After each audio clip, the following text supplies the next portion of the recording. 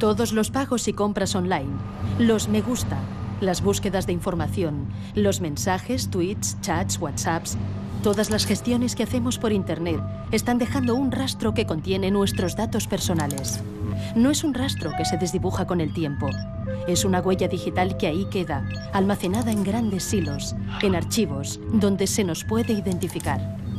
¿Qué dice ese contrato que firmé cuando hice clic en acepto tras descargar la aplicación gratuita que estoy usando todos los días? Y esa información que aparece en el buscador asociada a mi nombre, ¿la he subido yo? ¿Tiene que estar ahí? ¿Puedo oponerme? ¿Puedo cancelarla? ¿Rectificarla?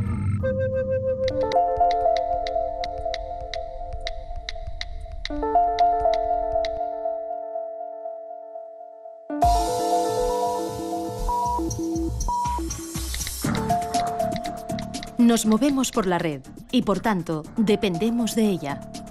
Hoy centran el debate sobre la privacidad en Internet las revelaciones de espionaje masivo, los fallos de seguridad, tener alojados los datos personales en compañías de servicios que no se ciñen a las leyes locales de protección de datos.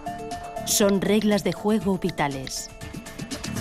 A mí me sorprende que de los miles de usuarios que hay de Google, millones en todo el mundo, y de Facebook, muy pocos se cuestionan el por qué Google, el buscador, es gratuito, por qué Facebook es gratuito, por qué estos servicios que utilizan tantísimas personas y tienen costes muy elevados de mantenimiento no cuestan nada a los usuarios.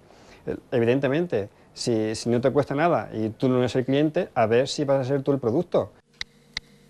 Yo creo que lo que está en juego desde el punto de vista de ciudadano es la gestión que se hace de nuestra propia información y que esa información se utilice para cuestiones adecuadas. Es decir, que utilicen la información para administrarme publicidad de una manera que me resulte menos molesta. Pues seguramente la gran mayoría de la gente diría, oye, estoy de acuerdo, ¿no?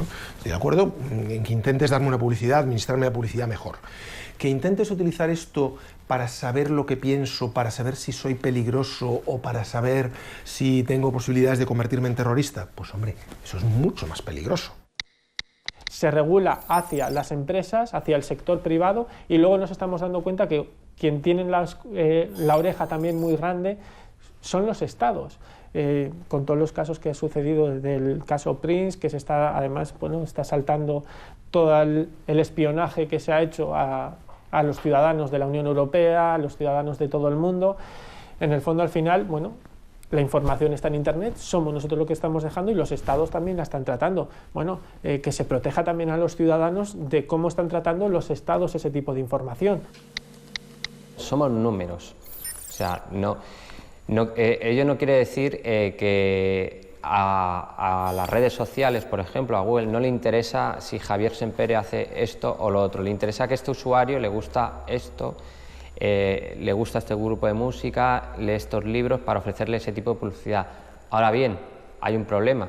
Hoy en día se utiliza para publicidad, pero esa información está en manos de determinadas empresas que no sabemos qué va a ocurrir en el futuro. En el momento que vayas por el mainstream, es decir, que utilices los ordenadores normales, los sistemas operativos habituales, los smartphones habituales, las redes sociales habituales, no hay privacidad. Todo lo que tú hagas se va a saber, incluso aunque no estés autenticado con tu usuario y tu contraseña. Hay una cosa que llamamos nosotros que es la huella digital de tu conexión y es la manera en la que te conectas y con qué dispositivos te conectas. Y eso, las grandes empresas lo capturan para asociarlo a tu identidad digital. Así que en el futuro, aunque tú no hayas dicho que eres tú, ellos van a tener capturada la huella digital de tu conexión y van a saber que eres tú, estés donde estés. No existe la privacidad absoluta, ni siquiera existe el derecho absoluto a la privacidad en las leyes, porque en algún momento va a tener que ceder. Lo que ocurre es que cuando yo cedo parte de mi privacidad o parte de mi información personal o parte de mi intimidad para utilizar un medio de comunicación, quiero saber exactamente cuáles son los límites, y eso me lo tiene que decir la ley.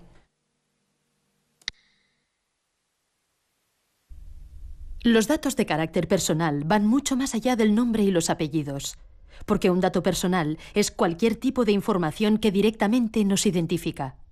Pero también es toda aquella información que sin esfuerzos o plazos desproporcionados podría identificarnos. La lista va creciendo. Nuestras técnicas de registro y tratamiento son cada vez más diversas. somos conscientes, yo creo, ni nosotros mismos, de las formas en las que el día a día nos hace identificables. Las IPs, que es cuando nos conectamos en el ordenador, ese número que nos da acceso a Internet es un dato de carácter personal, todo lo que podemos hacer ya por Internet, los rastreos que vamos dejando de las compras que hacemos, de los me gustas que hemos hecho en una red social, los datos genéticos, las huellas en los smartphones pues para acceder, datos biométricos de la propia persona cuando estamos firmando en tablets, pues que dan incluso el trazo que estamos dando, la profundidad, la velocidad del trazo, es decir, hay muchísima información que yo creo que no somos conscientes de ese rastro, ¿no?, de que vamos dejando. A lo mejor eres identificable por tu paso, por tu forma de caminar. Un teléfono móvil con su acelerómetro puede grabar una serie de pautas que sean relativamente únicas. A lo mejor tú no te has registrado en un sitio, pero el hecho de que ese sitio sepa por analítica en qué tipo de ordenador estás, si tienes activado Flash o no lo tienes activado, y una serie de datos más, el tamaño de tu pantalla, etcétera, todos esos datos configuran una huella digital electrónica que puede servir para caracterizarte, ¿no? El derecho fundamental a la protección de datos está reconocido por el artículo 18 de la Constitución española, donde se contempla el derecho al honor, a la intimidad y a la propia imagen, y está protegido por la Ley Orgánica de 1999. En España, toda persona tiene el derecho a saber quién, para qué, cuándo y por qué se tratan sus datos personales y a decidir acerca de su uso. Las herramientas para ejercer el control se conocen por las iniciales ARCO, el derecho al acceso, a la rectificación, a la cancelación y a la oposición. Estos dos últimos son los que se aplican cuando se habla en términos generales del derecho al olvido o del derecho al borrado, derechos que se ponderan con otros fundamentales como la libertad de expresión o el derecho a la información. No vale simplemente con decir es que a mí esta información no me gusta o es que a mí esta información pues, casi preferiría que no saliera. Y ese es un poco el trabajo que aquí en la agencia hacemos cuando nos viene una reclamación. Es una labor de valoración, de ponderación de las circunstancias personales del ciudadano que presenta la reclamación, del tipo de información al que se refiere, de su vigencia, de si es cierta o no, de si la persona tiene una relevancia pública o no. En definitiva, el marco en que se ejerce este derecho al olvido es un marco acotado. En los últimos años ha aumentado el número de ciudadanos que se acercan a la Agencia Española de Protección de Datos para reclamar sus derechos frente a los buscadores de Internet. Han puesto su nombre en Google y entre los resultados aparece información que entienden que atenta contra su intimidad o su honor. Digamos que esa difusión universal y accesibilidad universal que ofrece en Internet gracias a los motores de búsqueda es justamente donde reside un poco la clave del problema con el que los ciudadanos y nosotros nos enfrentamos. Y es que el ciudadano en un momento determinado ve que informaciones suyas de un pasado más o menos remoto, informaciones no confirmadas, informaciones no reales o falsas, informaciones que surgieron en un contexto muy limitado y que se han expandido, reaparecen, se asocian con todas las demás informaciones sobre su vida y le pueden causar perjuicios, en algunos casos, muy serios. La agencia ha resuelto dar amparo a cerca de 200 casos que considera fundados y ha pedido a Google que retire de su índice los enlaces para evitar el acceso universal. Sin embargo, Google ha estado recurriendo sistemáticamente las resoluciones de la agencia ante la Audiencia Nacional. Y esta, antes de celebrar juicio, ha trasladado la cuestión al Tribunal de Justicia de la Unión Europea para que aclare cómo debe interpretarse la Directiva de Protección de Datos en relación con los recursos que interpone Google. La Audiencia Nacional ha pedido al Tribunal de Justicia de la Unión Europea que se pronuncie sobre el derecho al olvido en Internet, que decida si un particular tiene derecho a reclamar que se suprima y bloquee la información que sobre él facilitan los buscadores de Internet y que pueden ser localizadas a lo largo de toda la vida. La Audiencia Nacional ha enviado el llamado caso Google y pregunta si debe aplicar la normativa comunitaria y española o bien los afectados deben acudir a los tribunales de California, donde está la sede de Google. Es la primera vez que este asunto llega a la justicia europea.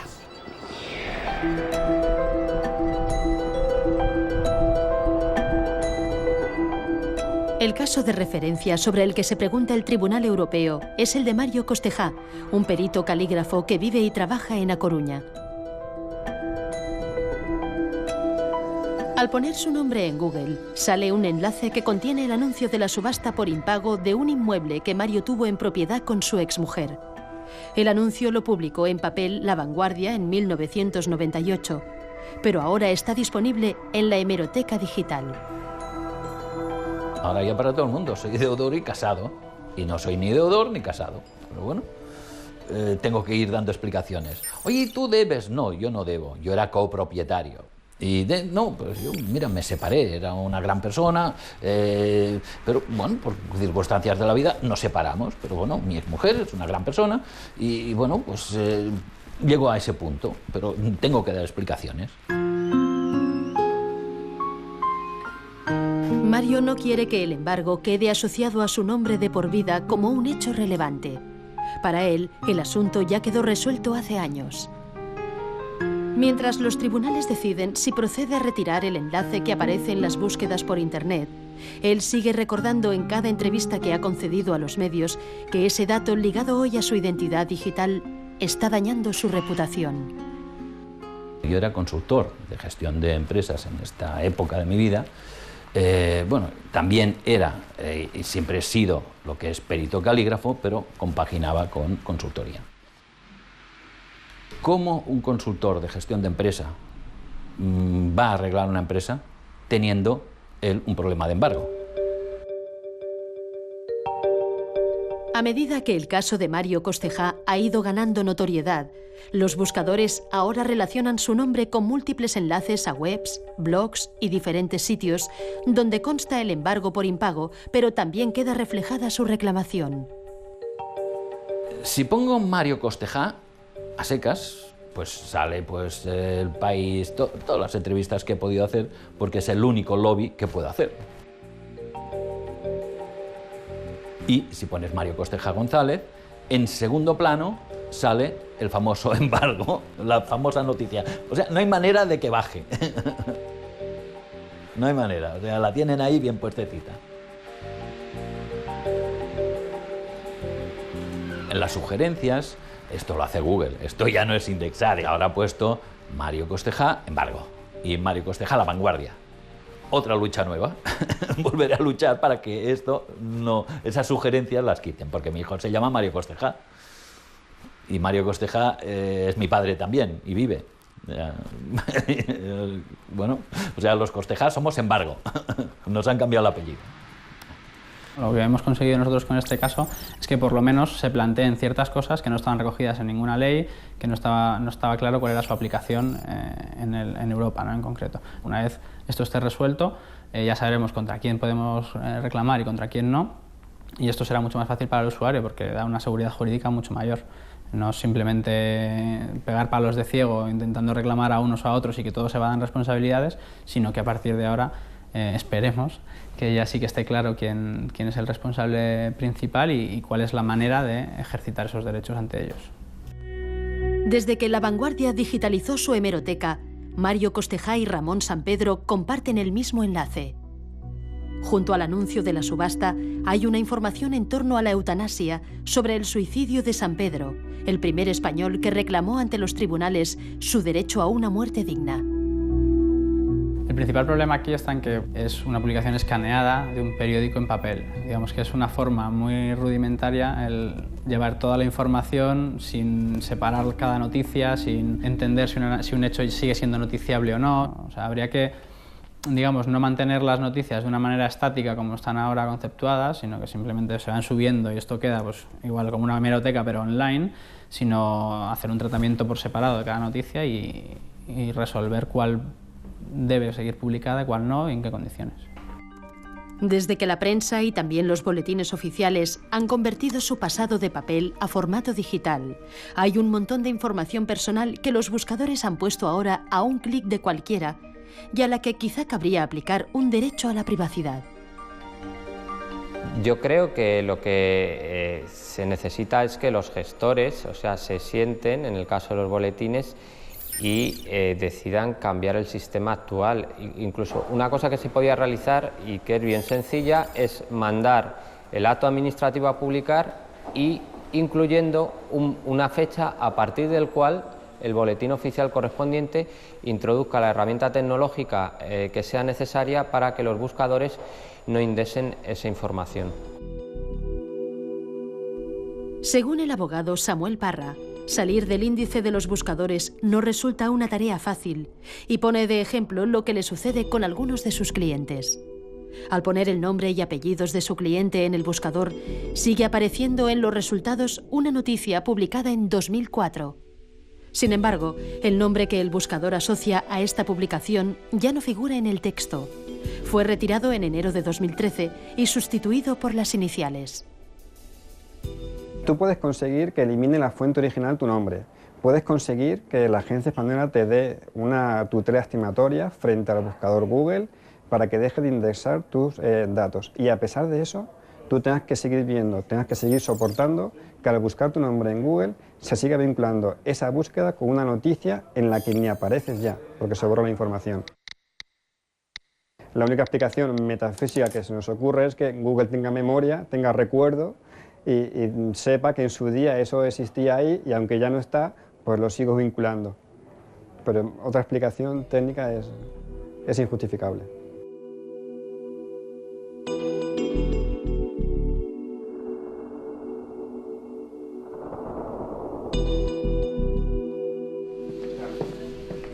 Este programa se ha puesto en contacto con Google para solicitar una entrevista con su representante en España, pero la petición ha sido denegada.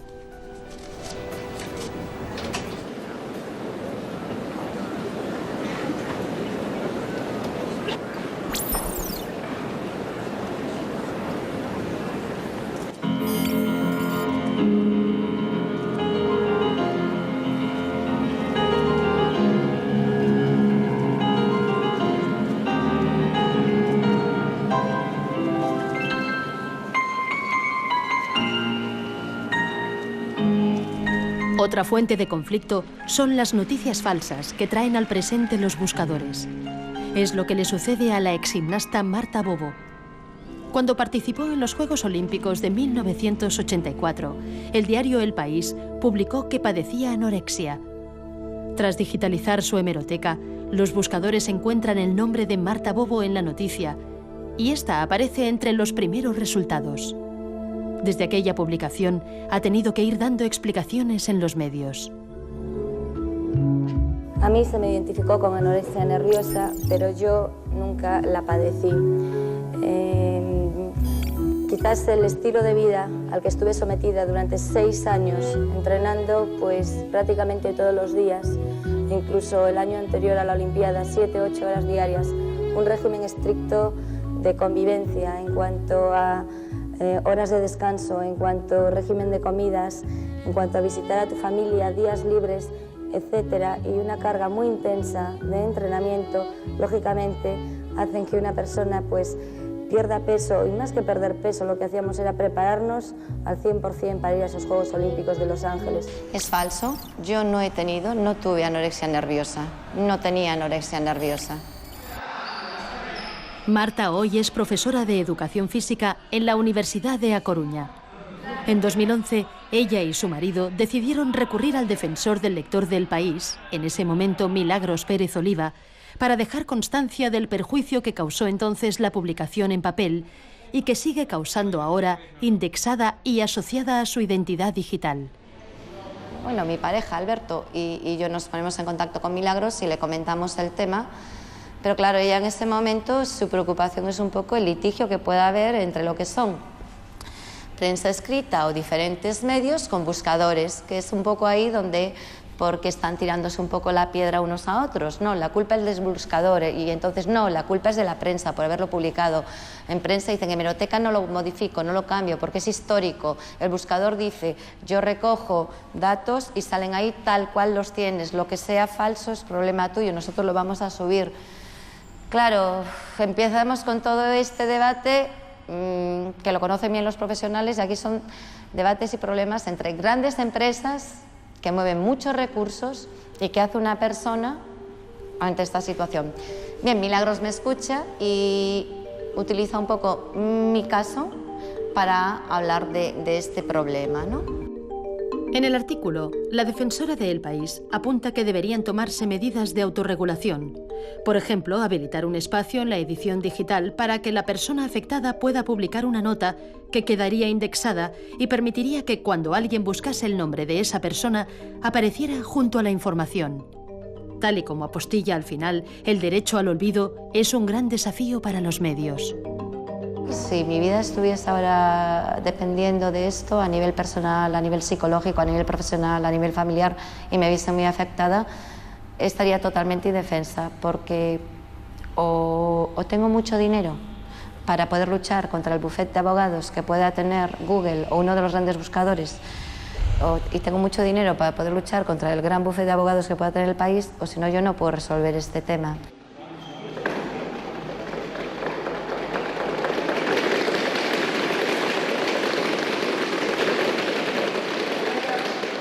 Los buscadores lo han sacado a la luz y cualquiera lo puede ver en cualquier momento, y mi intención participando en este programa no es sacarlo de nuevo a la luz, sino que es hacer ver un poco a todo el mundo el hecho de que cualquiera, en cualquier momento, puede verse en esta situación. Ya no hace falta que seas famoso ni un gran deportista, sino una persona de la calle.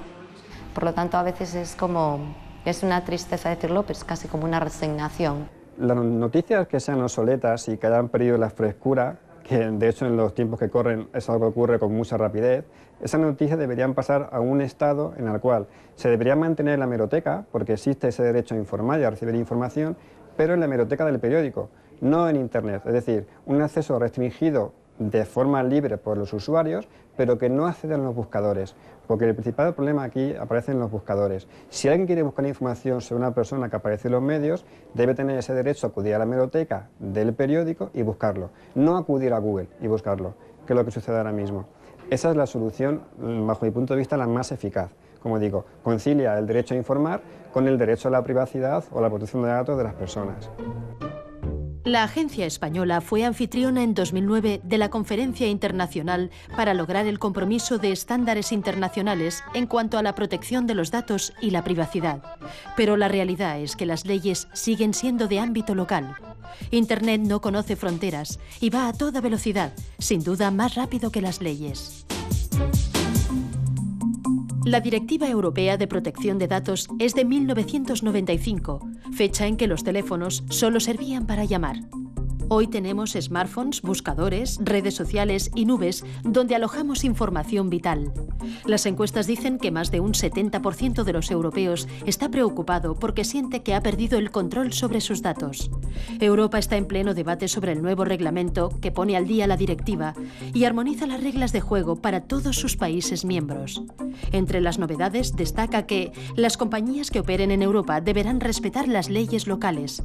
Se tendrá en cuenta un derecho al borrado, es decir, a la cancelación y oposición de datos personales, y se potenciará la privacidad por defecto o desde el diseño.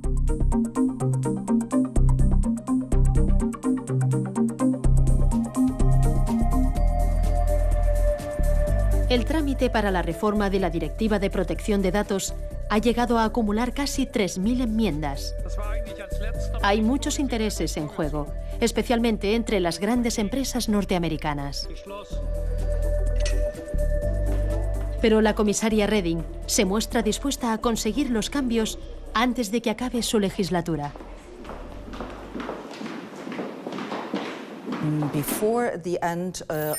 Antes de que termine la legislatura, eso quiere decir antes de Pascua, el Parlamento Europeo y el Consejo conseguirán una ley común. Ya ven que hay partidos políticos diferentes en el Parlamento y que aún así han conseguido superar las diferencias para centrarse en las líneas maestras. Y la línea maestra principal es que queremos un continente unido con una única ley de protección de datos. Y todas las compañías que operan en este continente deben obedecer esta ley, independientemente de la nacionalidad de la compañía en cuestión. Y cada ciudadano tiene derecho a que sus datos personales estén protegidos. Eso es lo que queremos y eso es lo que debemos conseguir.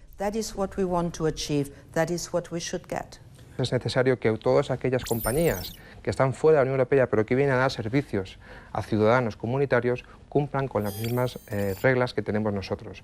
Eso generará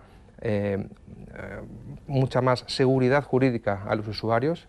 Cuando alguien se baja una aplicación de Internet no sabe si es española, si es americana, japonesa, china, australiana, únicamente la quiere utilizar. Por tanto, es necesario que la ley le proteja también. Por tanto, es necesario que ese proveedor de servicios que le da el servicio tenga que cumplir con la misma normativa que cumplen las compañías europeas.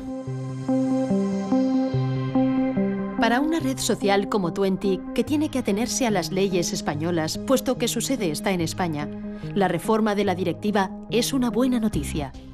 Su modelo de negocio, desde el origen y por defecto, no cede los datos a terceros ni son indexados por los buscadores. Muchos adolescentes que usan Twenty se ven así protegidos. El usuario, al momento de registrarse en nuestro servicio, nos facilita una serie de datos de carácter personal. Nosotros le informamos, conforme a la ley, de cuál es la finalidad de ese tratamiento de datos de carácter personal y en cualquier momento el usuario puede cancelar, acceder, rectificar o cancelar esos datos de carácter personal. Y le informamos que podría recibir una serie de publicidad en base a esos parámetros que nos ha facilitado, pero que en cualquier momento el usuario puede llevarse esos datos, cancelar esos datos y dejar de que estén disponibles en la plataforma. Si cada persona que considera que su privacidad no está protegida en una red social como Facebook eliminara su perfil, probablemente Facebook cambiaría eso. De hecho, lo ha hecho. Ha cambiado de la privacidad cero, ha pasado a la privacidad por defecto. Tiene unas pestañas relativamente asequibles para un usuario medio de Internet en las que puede ir configurando si quiere bloquear a un usuario, si quiere abrir a sus amigos solo o a los amigos de los amigos. Tiene muchas pestañas relativamente sencillas de visualizar. Ahora bien, ¿podría ser más sencillo? Por supuesto. Se pretende caminar actualmente hacia una privacidad en el diseño porque se ha entendido, y así es correcto, que es como deberían configurarse las plataformas. Yo quiero insistir en el asunto de que eso como plano teórico es maravilloso, es fabuloso, pero en el plano práctico no funciona así. Es decir, un ejemplo muy claro lo tenemos por ejemplo en Google. Google hace poco, hace unos días, unas semanas, anunció en su buscador que ya va a modificar sus políticas, de forma que ahora los usuarios de su red social Google Plus, si tenían colocada información personal, como su foto de perfil por ejemplo, sí va a poder utilizar esa información para anuncios de la propia Google, ¿no? Decía Google, bueno, si no quieres que esto sea así, tienes una casilla en tu perfil que puedes indicar que no quieres. El problema es que esa casilla viene marcada por defecto. Entonces, todos por defecto hemos consentido a que esto sea así. Y tenemos que hacer el esfuerzo de indicarle a Google que no quiero que sea así. Lo cual requiere entrar en tu perfil, a tu panel de configuración y desmarcar la casilla que Google marcó por mí. Esto es precisamente lo contrario a la privacidad en el diseño. Tendría que haber sido una casilla desmarcada y si el usuario quiere efectivamente consentir ese tratamiento, pues la marca. Videocurrículum Carlos Muñoz. Acción. Soy Carlos Muñoz, comunicador audiovisual. Toma 2. Y me necesitas. Buena. Necesito una imagen para empezar. A ver. Esta no está mal. Simboliza cómo me siento, pero... Mira, mejor no. ¡Mi currículum visual! Hola, mi nombre es Lola Jiménez Domínguez. Soy de Córdoba, de un pueblecito llamado Montalbán. Pero actualmente vivo en Granada, donde estudio cuarto curso de la licenciatura de Psicología. Tengo mi ESO, mi bachillerato de Ciencias, mi primero de Lingüística, que te vayas a pensar. So that's me, Mark Larouste, half English, half French, born and raised in Fond-de-France. Hola, muy buenas tardes. No vengo a pedir dinero, solo voy a cantar mi currículum.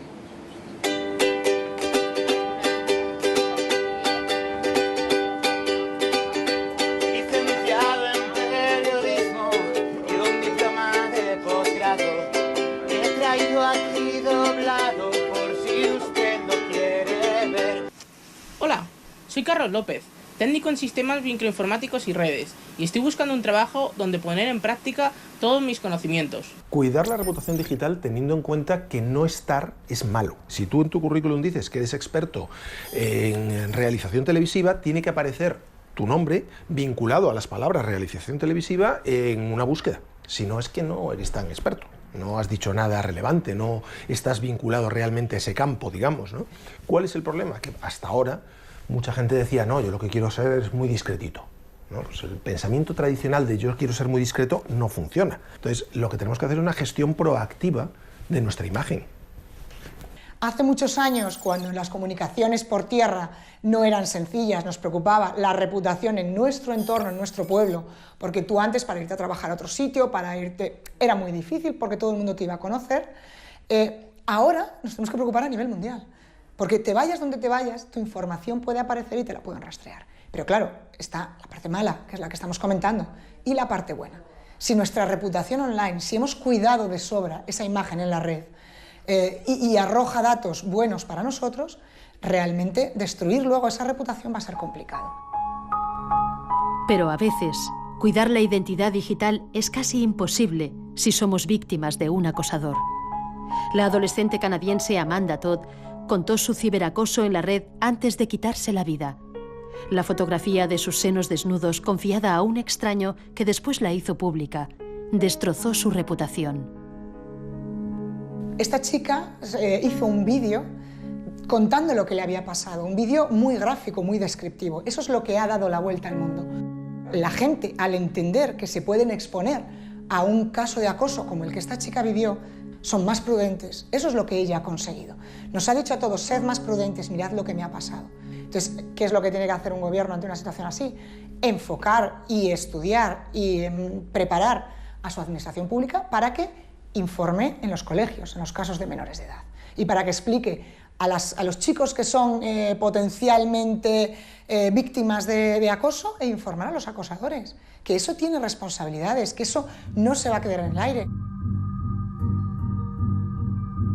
En Internet yo creo que el gran problema es que como no se percibe de forma directa el daño que se causa, yo creo que no nos podemos compadecer.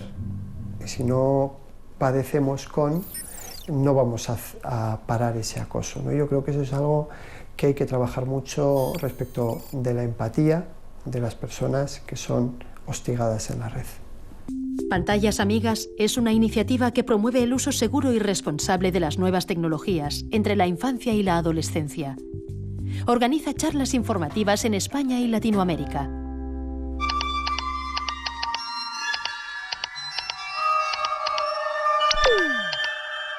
¿Ah?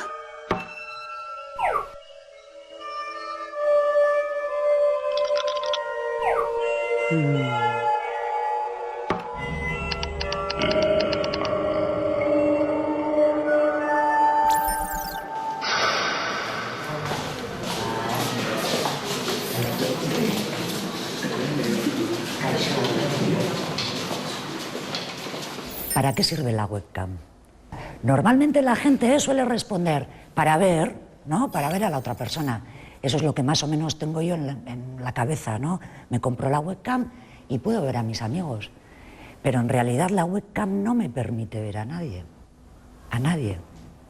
La webcam sirve para ser vistos.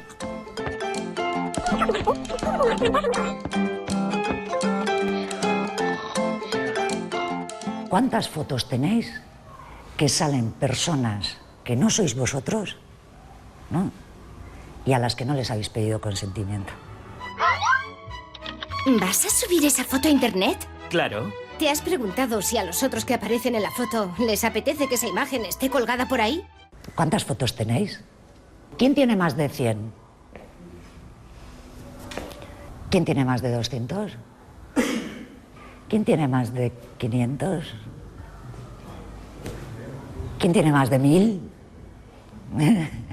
¿Cuántos amigos tienes en Facetime? 175. Pero, ¿de verdad conoces a toda esa gente de tu lista de contactos? ¿Son de fiar? Bueno, no conozco a todos. Algunos son buenos amigos, otros conocidos. Pero más o menos son gente que controlo. ¿Y si esos amigos comparten tu fotografía con otra gente? Si te sacas una foto, será para enseñarla, ¿no? Por ejemplo, puedes tener 2.000, 3.000 fotos, pero si son fotos normales, no tienes nada por qué preocuparte. Si no sabes nada haciendo nada malo, ¿por qué te tienes que preocupar por eso? A ver, te quedas un poco con la preocupación de quien las ve, pero también has sido tú quien has decidido qué fotos subir, entonces... Yo creo que si tú tienes la conciencia tranquila de no haber subido fotos que te puedan comprometer en 20, no tienes por nada que preocuparte. Nuestra foto es un dato privado y encima es el dato privado más importante, el más, porque permite identificarnos al momento. Si yo salgo, estáis vosotros ahí, os estáis sacando una foto y yo salgo detrás, imagínate, yo qué sé, pues, así, bebiendo, yo qué sé, haciendo lo que sea que no quiero que nadie vea, y la ponéis en internet, eso me está perjudicando a mí. En general, tenéis que pensar siempre que detrás de todo esto siempre hay empresas, o sea, por algún lado ganan dinero. Yo me descargo la aplicación, me la han dado gratis, ¿con qué están traficando? Dinero. Ponen publicidad de cualquier cosa y como es gratis, lo ve todo el mundo. Con nuestros datos. Porque saben más información de la gente y así. La cuestión no es no utilizar internet, no utilizar las redes, no utilizar tal y cual. Empezar a pensar qué es lo que se está quedando por ahí, vuestro. Los adultos, padres, madres, educadores, no estamos todavía capacitados para acompañarles de forma debida en este entorno, precisamente porque es demasiado cambiante, demasiado diverso. Sí que podemos estar ya suficientemente sensibilizados, incluso preocupados, pero yo creo que falta que nos ocupemos más y nos preocupemos menos. Y uno de nuestros retos es tan sencillo como que se sienten por primera vez delante de una pantalla juntos. Eso ya en sí es un objetivo. Y yo creo que muchos padres y madres se sorprenderían si se abrieran un poco a sus hijos y les piden que les enseñen a hacer determinadas cosas. Yo creo que es un buen ejercicio, que la gente no lo hace y que no lo prueba y que puede dar sorpresas y resultados muy positivos. Desde Pantallas Amigas aprendemos bastante, porque esto va tan rápido que siempre que nos enfrentamos a un grupo de padres y madres, pues nos encontramos con nueva casuística, ¿no? O nuevas preocupaciones. ¿Quiénes tienen un hijo con smartphone en la edad de primaria? Vale. Dentro de 5 años, todos los niños de 10 años van a tener un smartphone, por lo menos. Hoy en día en la calle, en Bilbao, hombre, si vas a un pueblo remoto, no, pero en Bilbao, vamos, en los bares, en McDonald's, los niños se comen una hamburguesa y tienen ahí un cartel wifi gratis. Es que no tienen necesidad de tener un móvil, sí, pero ¿para qué le ponemos la conexión a internet? Es culpa nuestra. Es que mi hijo tiene un smartphone. Pues no, pues culpa tuya, no le compres. Si solo tiene 11 años, ¿para qué necesita un pedazo de móvil? Hay que tener en cuenta que le estamos dando un coche que corre mucho a un chaval que apenas ha dado 2 clases prácticas. Como lo regala Ferrari, toma coche, ¿no? Como todo el mundo más o menos, bueno, pues sí, pero más o menos el chaval ya se apaña, bueno, ya. Pero tú estás permitiendo que te conduzca ese Ferrari. ¿Te parece que es proporcional? Fijaros lo que llevamos en el móvil, igual los chavales menos, pero las personas adultas llevamos cosas importantísimas, privadas y de todo tipo. Y sin embargo estamos instalando aplicaciones que sin saberlo, posiblemente porque le hemos dado sí, le estamos dando permiso a acceder a un montón de datos, a nuestra agenda, a nuestra localización. En el móvil tenemos mucha información concentrada y cargamos aplicaciones que están especializadas en ser gratis y funcionar bien para analizarte todo lo que tienes. Y los chavales...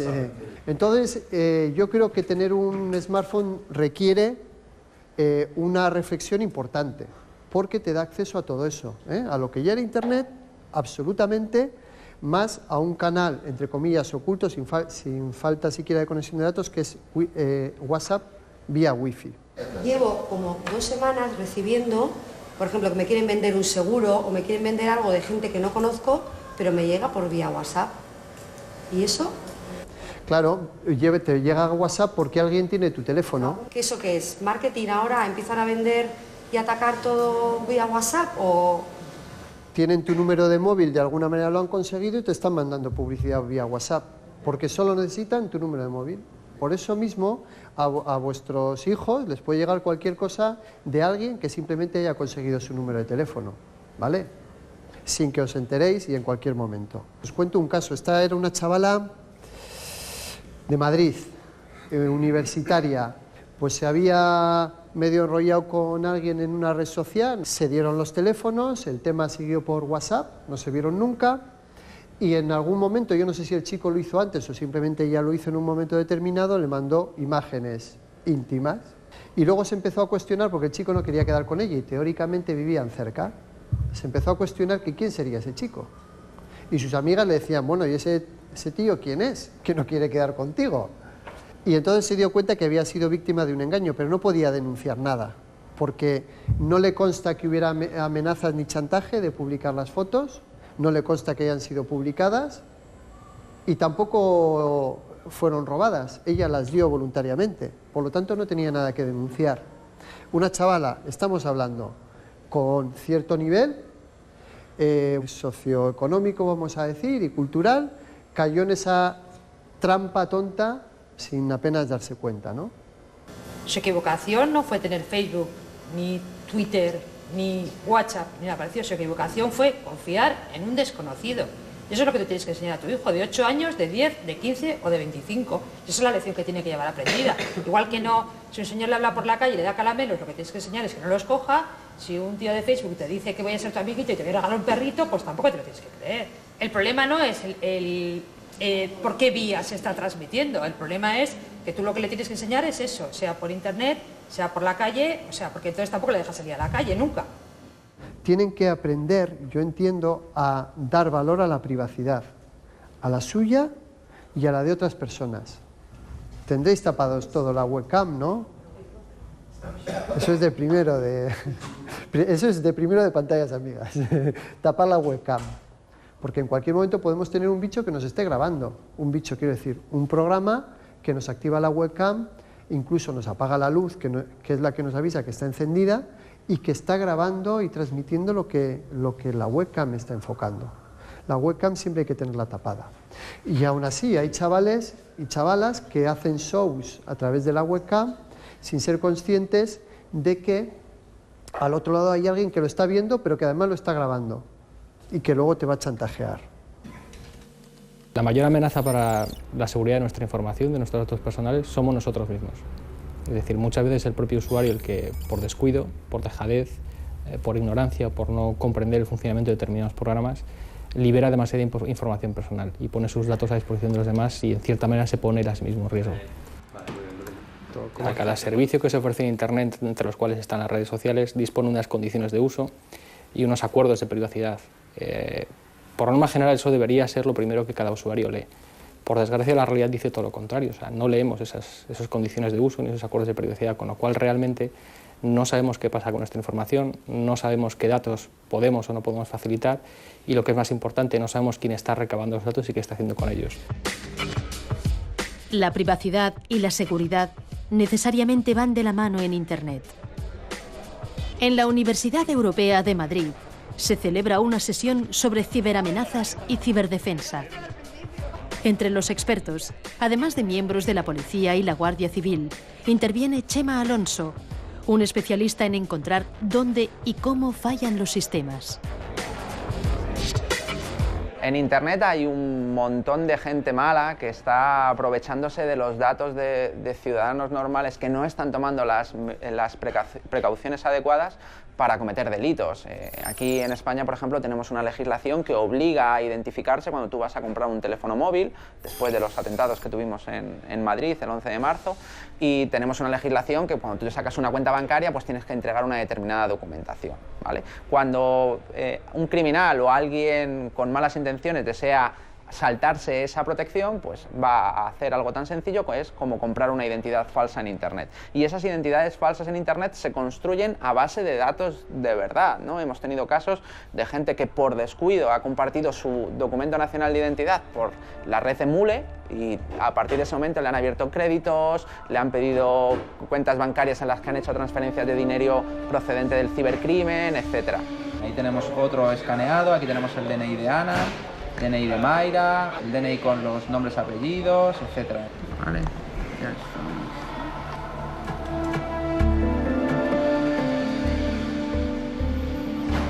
Bueno, pues ahí está el DNI de una persona con todos sus datos.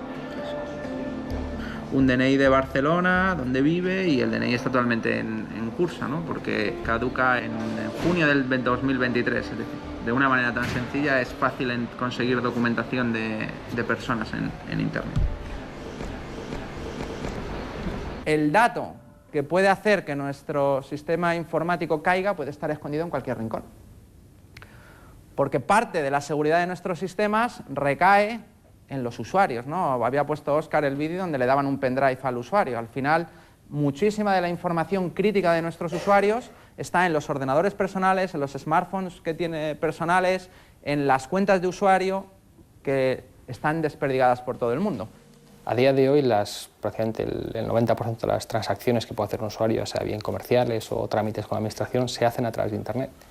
Y la gran laguna que tiene Internet, que en todos estos años no hemos conseguido paliar, es el problema de identificación de los usuarios. Prácticamente no hay sistemas que permitan una identificación fiable de los usuarios.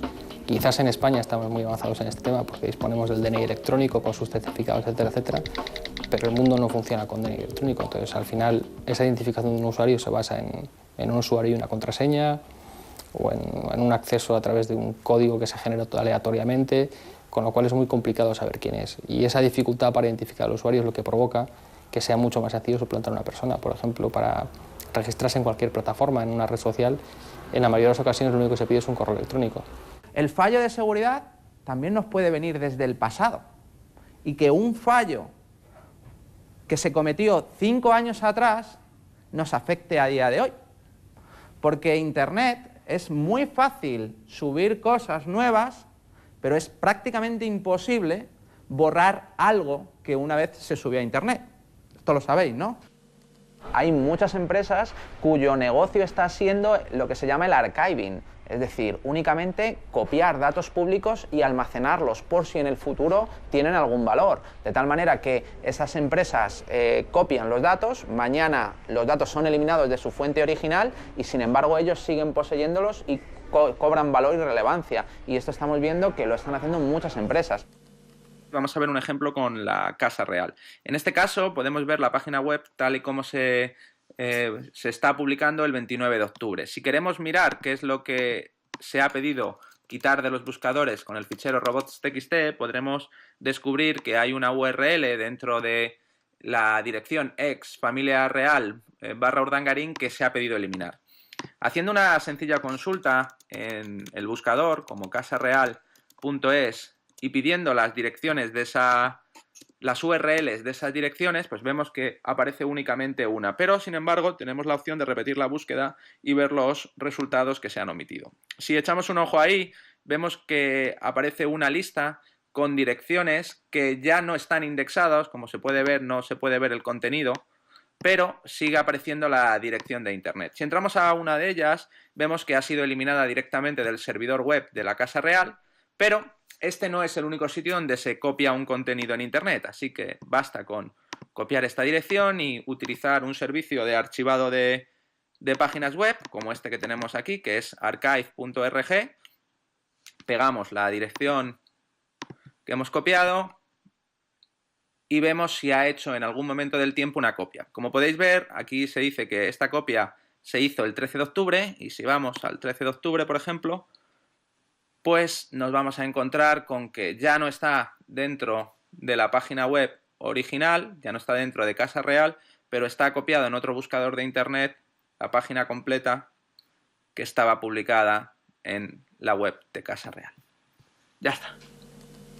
Pero esto sucede con todo, sucede con estos vídeos digamos, de carácter sexual que se publican sin consentimiento de las partes afectadas, sucede con las páginas de descarga de contenido ilegal, sucede con las páginas de descargas de material de abuso sexual infantil, prácticamente con todo. Es muy complicado eliminar contenidos de Internet, porque como decía, se puede eliminar de un sitio, se puede eliminar temporalmente, pero no estamos exentos de que tarde o temprano ese contenido vuelva a aparecer.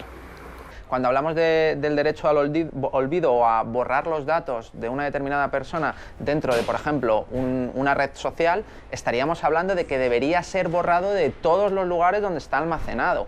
El número de copias de seguridad que se hacen es brutal, y no solo eso, sino que por los términos de servicio, empresas como Facebook están entregando parte de los datos personales a empresas terceras que están copiando y haciendo uso de ellos. Sin ir más lejos, los famosos juegos de las redes sociales. Así que técnicamente para una red social o una empresa tecnológica que le obliguen a borrar todos los datos de una determinada persona es prácticamente imposible, ¿no? Yo tengo mi teoría de que dentro de 150 años, cuando aparezca una ley que diga, oye, ¿qué hacemos con todos los datos de nuestros bisabuelos? Y dirán, yo creo que es un avance para la sociedad que se puedan estudiar, ¿no? Entonces harán públicos todas nuestras conversaciones del Facebook, nuestros correos y tal, para darse cuenta por qué la humanidad fue al fracaso, ¿no? Eso estamos pensando.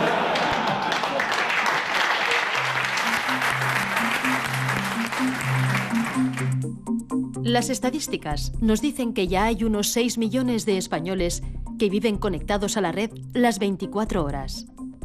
Y que los que se conectan a diario alcanza ya a la mitad de la población.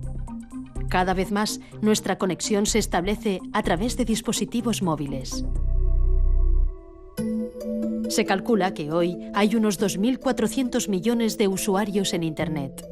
En poco más de una década, ya tenemos un 34% de la población mundial conectada.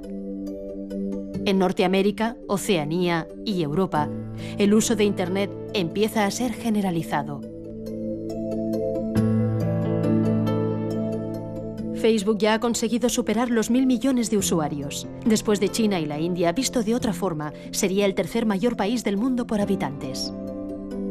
Ahora mismo lo primero que tiene que tener todo el mundo claro es que los datos son dinero, y muchos datos significan mucho dinero. Es por eso que muchísimas empresas en Internet están ofreciendo servicios totalmente gratuitos y lo único que están haciendo es recogiendo datos. Datos que a veces son personales, como la gente entiende que son los datos personales, es decir, nombre, apellidos, el número de teléfono, la dirección de correo electrónico, etc. Y otros datos que la gente no asume que son tan personales, pero que igualmente lo son, como qué sistema operativo utilizo para conectarme, si utilizo una determinada herramienta de software para leer el correo electrónico u utilizo otra, si me conecto a una determinada página web o me conecto a otra página. Toda esa información hoy en día se está recolectando en Internet y se está almacenando en grandes silos de información. El nuevo modelo de negocio se conoce por Big Data. Datos masivos que las empresas y las administraciones ya ven como el gran tesoro del siglo XXI. Todo ese gran volumen de información, una vez procesado, sirve para extraer patrones, para ganar eficiencia en el proceso de la toma de decisiones. Big Data promete mejoras para la sociedad, pero con lo que revelan los datos, ¿se nos podría a priori juzgar o castigar? Ya no es ciencia ficción. ¿Hay algo siniestro o malo en el Big Data? Por su naturaleza, no. Lo que tenemos que pensar qué datos se están recopilando, quién los está recopilando y qué puede hacer con ellos. ¿Cuál es la situación actual? Demencial. Ahora mismo tú lo que haces es instalarte una aplicación en el móvil y sin mirar absolutamente nada, aceptar una serie de cesiones de datos de un montón de cuestiones que pueden ir desde tu localización física hasta la temperatura de la batería del teléfono, que se puede después utilizar para extrapolar la temperatura o el nivel de ruido, etcétera, etcétera, ¿no? ¿Qué ocurre? Que ni miramos eso, porque no existe esa cultura, ni si lo quisiésemos mirar seguramente lo entenderíamos, porque no estaría escrito ni en inglés, ni en español, ni en ningún idioma conocido, estaría escrito en legalés, que es un idioma que tiene su dificultad y que hay que estudiar para saber, y que es necesario para poder precisar los términos, ¿no? Entonces, ¿qué hace falta? Una dosis muy fuerte de transparencia, una implantación de normas de transparencia que permitan que cualquier persona pueda saber qué datos está recopilando quién, para qué los usa y, por supuesto, acceder a ellos, ¿no? Lo cual no tiene nada que ver con que se olviden los datos, sino que simplemente se puedan recopilar o no en función de nuestros intereses. Ya ha llegado ese momento, ya están todas esas herramientas y todas las empresas tienen capacidad para gestionar volúmenes de datos ingentes, que tienen mucho negocio, ¿no? O sea, que tienen mucha importancia para el negocio. Tenemos casos de las compañías aéreas que son capaces de planificar y replanificar sus vuelos en función de el Big Data que tienen, sabiendo qué es lo que se van a encontrar en el futuro, etc. Pero también tienen un gran impacto en la sociedad, ¿no? Se habla de que con los conocimientos adecuados, una empresa como Google o como Facebook podría llegar a saber quién va a ganar las elecciones antes de que tuvieran lugar y podrían saberse qué es lo que va a pasar en cualquier pregunta que se haga hoy en día a la ciudadanía y que tienen mejor sentir incluso que los propios políticos y los medios de comunicación, ¿no? Entonces, los datos están dando un poder tan grande a las empresas que los poseen que en el futuro yo creo que pueden llegar a mediatizar directamente el futuro de los países, ¿no?